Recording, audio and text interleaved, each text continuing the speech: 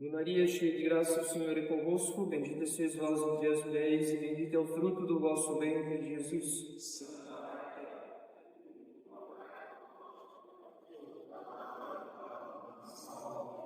Divino Menino Jesus, Nossa Senhora do Rosário, São José, em nome do Pai, do Filho e do Espírito Santo, amém. Venham sentar-se.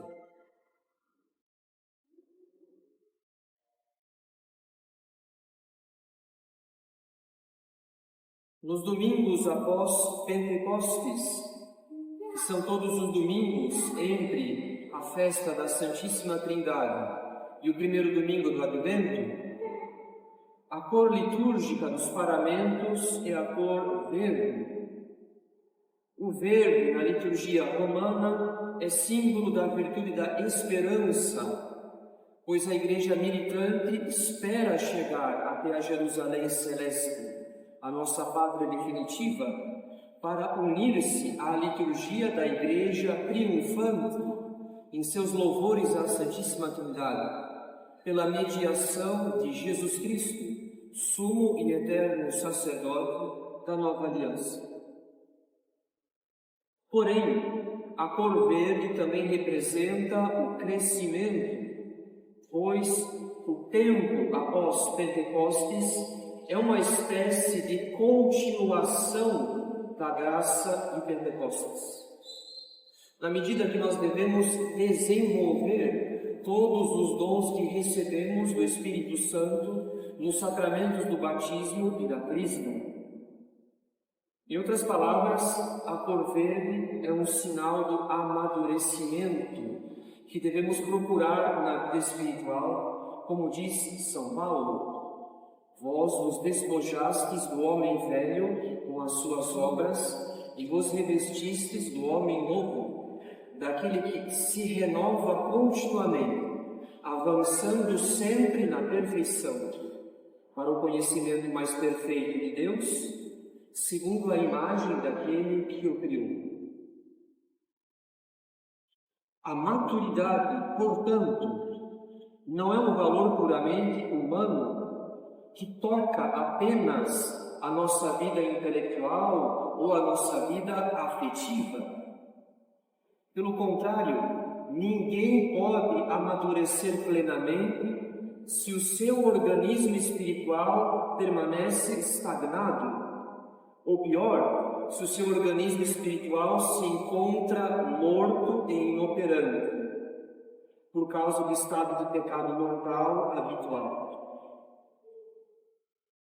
É por esse motivo que, a partir desse domingo, nós começaremos uma série de pregações sobre maturidade em vida espiritual.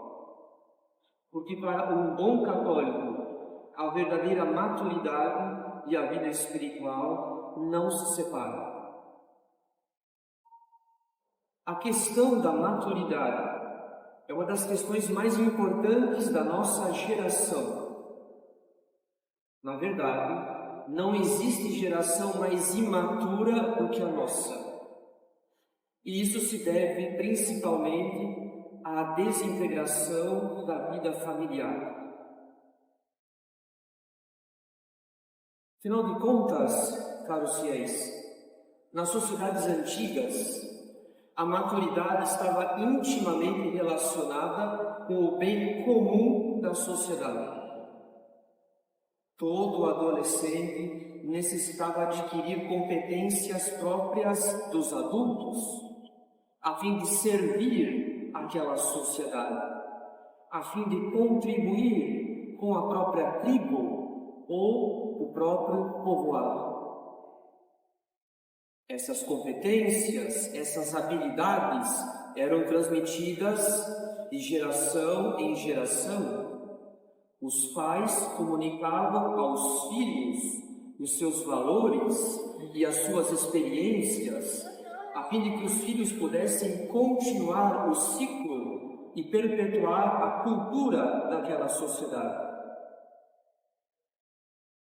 No entanto, desde que as sociedades têm sofrido revoluções após revoluções, a cada geração que passa, nós nos desagregamos cada vez mais dos fundamentos da civilização católica, sendo que sequer a família foi poupada do espírito revolucionário.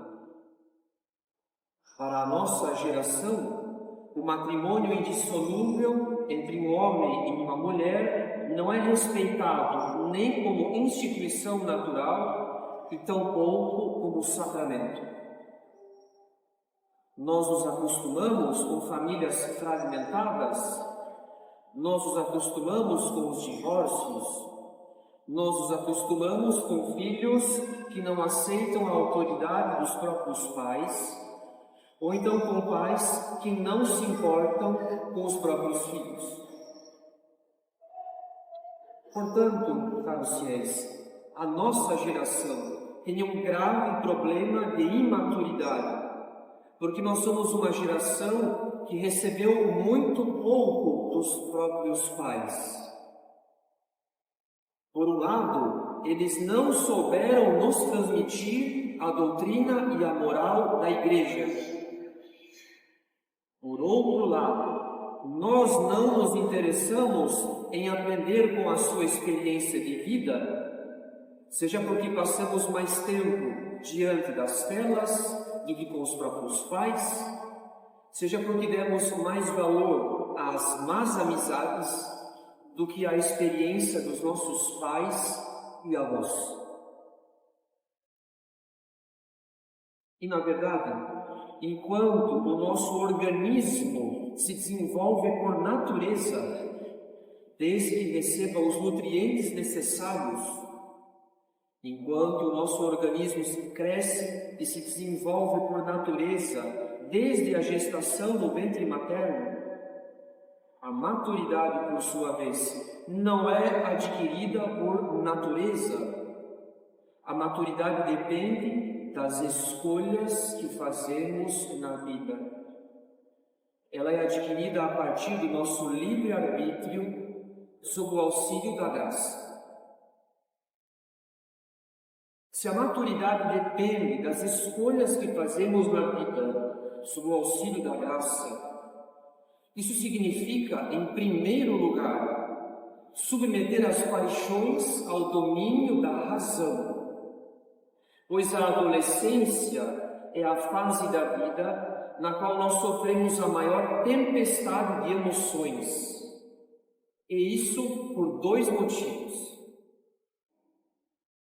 Em primeiro lugar, a região do cérebro humano que, de algum modo, participa da atividade racional da alma, o córtex pré-frontal. Essa região ainda está em desenvolvimento durante a adolescência, razão pela qual um adolescente costuma se mover mais pelas paixões do que por decisões ponderadas pela razão. Em segundo lugar, durante a adolescência ocorrem mudanças hormonais que também contribuem para tornar um adolescente mais passional e menos racional. Porém, a adolescência não termina quando um jovem atinge a maioridade legal, ou seja, quando ele completa 18 anos. Na verdade, o cérebro humano atinge a maturidade não aos 18, e sim aos 24 ou 25 anos, o que significa que até essa idade ainda há muitos obstáculos para a aquisição plena da virtude, por causa das limitações da nossa natureza ainda em desenvolvimento. Para nossa surpresa, muitos séculos antes das investigações científicas, Santo Tomás já tinha dito que a adolescência vai dos 14 aos 25 anos. Sendo que somente após os 30 anos se atinge a idade da perfeição, pois foi com 30 anos que Nosso Senhor foi batizado. Ora, que conclusão devemos tirar de tudo isso? Se a adolescência perdura até em torno dos 24 ou 25 anos, um ambiente com muitos jovens, não é o caso do nosso apostolado, da nossa capelania, um ambiente com muitos jovens é um ambiente ameaçado constantemente pelo problema da imaturidade. É certo que os jovens que se encontram em nosso apostolado professam a fé católica. Uma grande quantidade deles também adere aos princípios do nosso apostolado, ou seja, a adesão incondicional ao rito romano tradicional e à tradição da Igreja, contra todas as inovações que se opõem à fé católica. Porém, isso não basta. Se as escolhas de vida dos jovens continuarem incompatíveis com o nosso fim último, que é a nossa santificação. Afinal de contas, assim como o adolescente costuma resistir às ordens dos seus pais para preferir os maus conselhos dos seus amigos, do mesmo modo, num apostolado com muitos jovens, também existe a tendência a resistir à autoridade do sacerdote, como se o sacerdote fosse um inimigo da felicidade dos jovens. Sendo assim, os jovens ouvem o sacerdote quando ele ensina o dogma, mas muitas vezes fecham os ouvidos quando ele aplica a moral católica nos mais diversos campos da vida, como música, vestimentas, filmes ou séries, ou então namoro.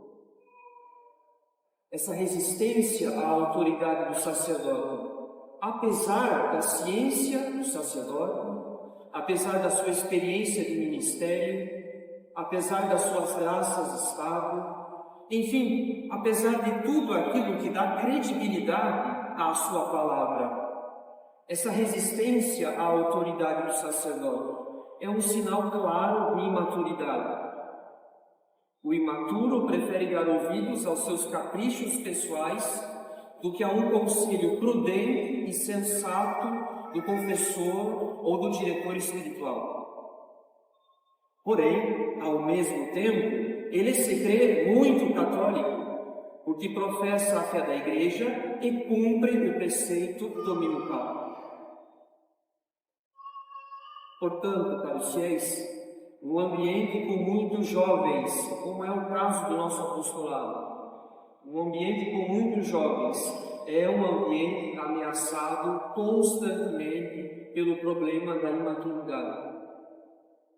Ninguém amadurece simplesmente porque completou 18 ou 25 anos. E que determina a passagem da adolescência para a vida adulta, e que determina o nosso amadurecimento, são as nossas escolhas de vida. Se submetemos as paixões ao domínio da razão, sob o auxílio da graça, ou se vivemos para satisfazer os nossos instintos, os nossos caprichos, vivendo uma contradição entre aquilo que cremos e aquilo que fazemos.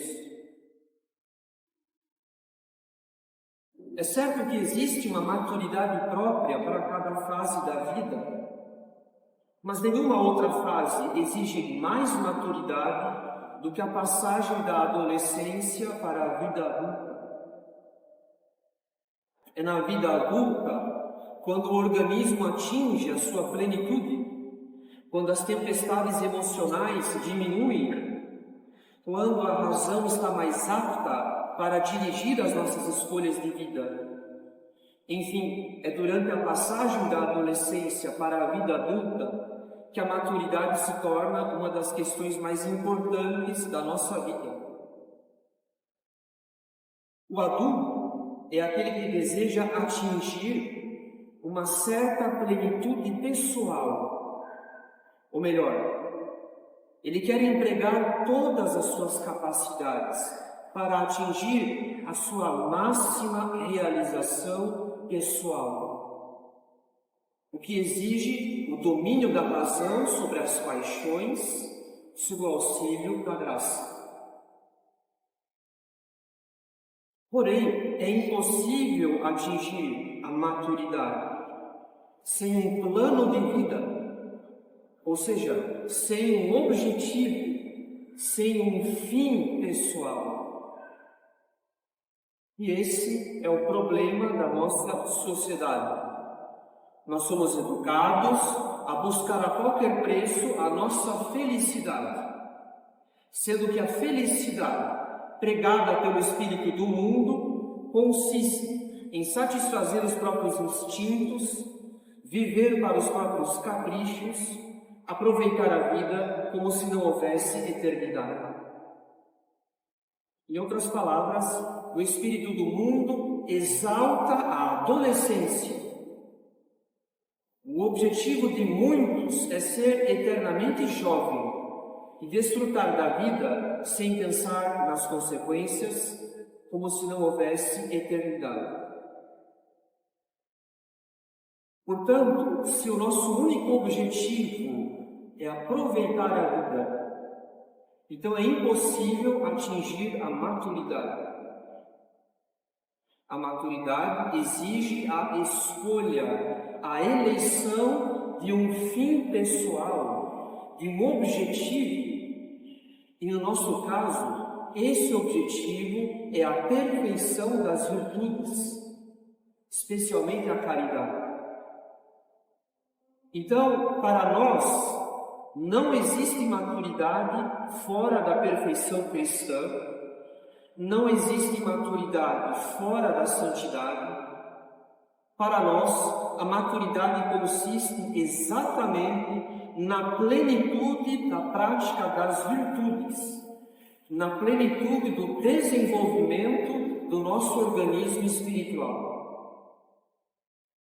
Não é apenas o nosso corpo que deve crescer e amadurecer, é sobretudo o nosso organismo espiritual. São as nossas virtudes que devem amadurecer, que devem atingir a plenitude. É por esse motivo que de nada adianta um jovem católico ser muito radical em questões de fé. Se ele não entrou ainda no combate espiritual que vai conduzi-lo à maturidade, essa radicalidade de nada adianta. Pouco importa o quão radical ele possa ser em questões de fé. Pouco importa o quão combativo ele possa ser contra as heresias ou os inimigos da igreja. Não é essa falsa radicalidade que o torna adulto, e sim um combate espiritual pelo qual ele submete as paixões ao domínio da razão com o auxílio da graça.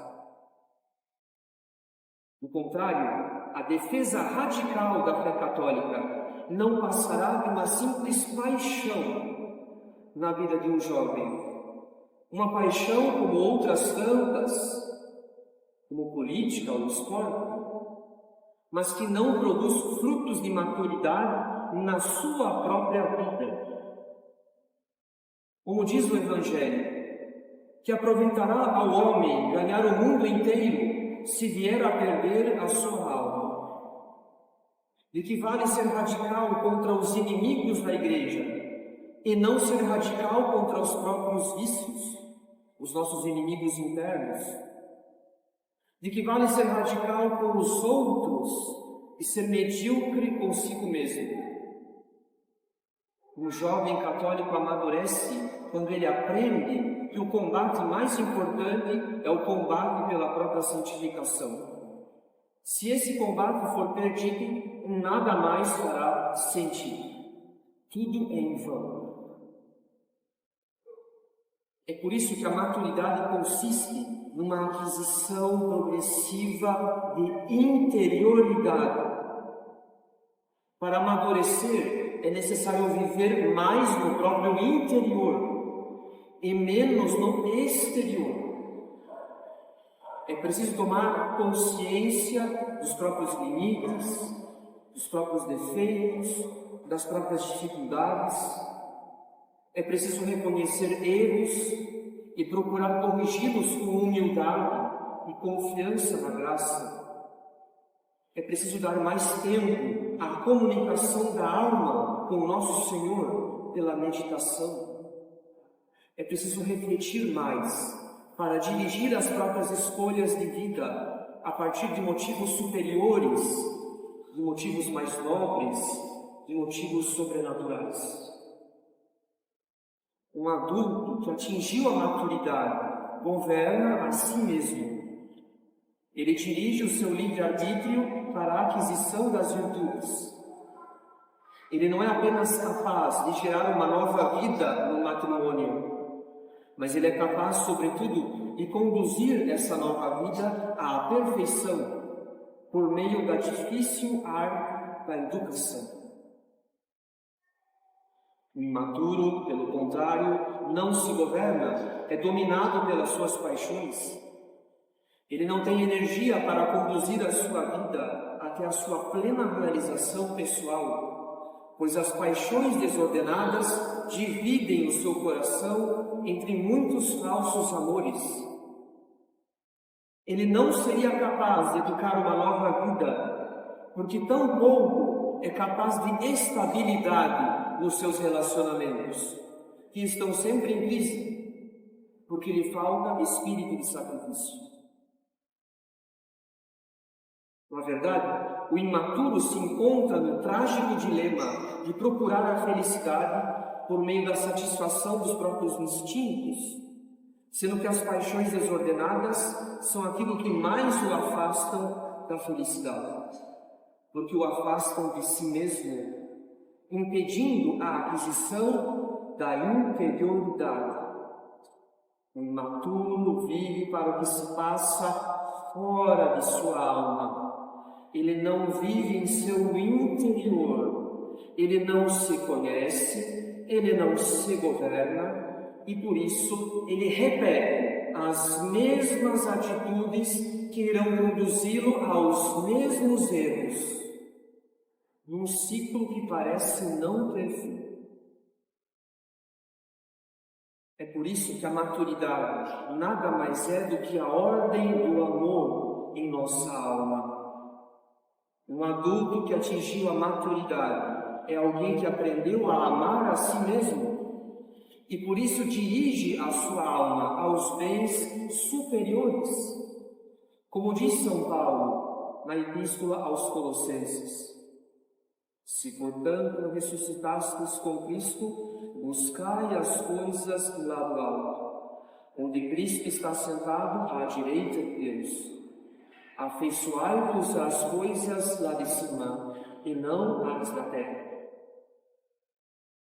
Na verdade, a maturidade não consiste apenas em buscar os bens superiores, não consiste apenas em atingir a plenitude na prática das virtudes.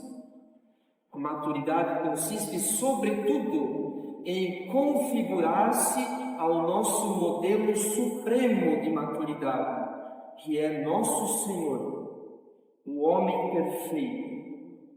Pois São Paulo também diz na Epístola aos Efésios: para que não continuemos crianças ao sabor das ondas, agitado por qualquer sopro de doutrina, ao capricho da malignidade dos homens, de seus artifícios enganadores, mas, pela prática sincera da caridade, cresçamos em todos os sentidos naquele que é a cabeça da Igreja, Cristo, até que cheguemos todos à unidade da fé e do conhecimento do Filho de Deus, ao estado do homem perfeito, segundo a estatura própria da plenitude de Cristo.